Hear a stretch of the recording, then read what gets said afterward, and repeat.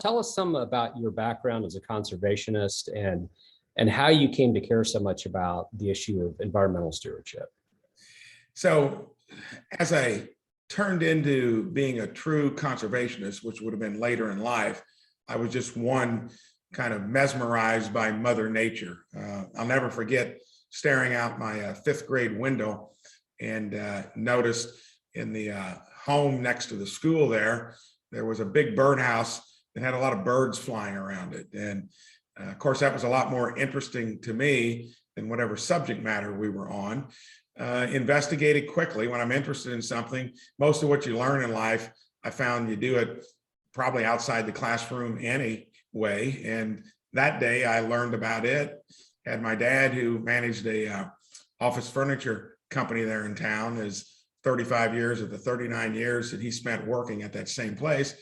He had his foreman build me a Martin house. So I became a Martin landlord. I look forward to that.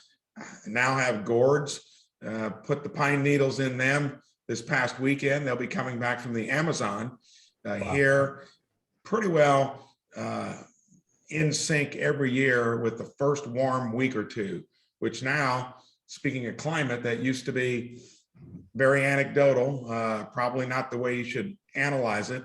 That was the first week of April. Now it's the second to third week of March. So when I go home this weekend, I should see some scouts. So it went from there to hunting and fishing. My dad gave me a shotgun when I was 10 years old.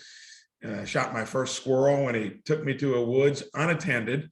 That was the culture. I got my first squirrel. So I squirrel hunt, rabbit hunt, dove hunt, fish more than anybody possibly can. And you develop that affinity. And then when I decided to move back after business school, getting a finance degree, highly degreed, didn't use any of that, would have head to Wall Street. My wife and I decided to move back to our hometown. I wanted a place in the country because of that affinity for Mother Nature. Fell in love with sustainable timber management, live on 260 acres. Since the late 80s, I've been reinvesting in land. My wife would say, when are we going to take a vacation, dear? I'd always say next year. She knew that all of our extra cash was going into land investments. It worked out wonderfully. It's my therapy now with my new job.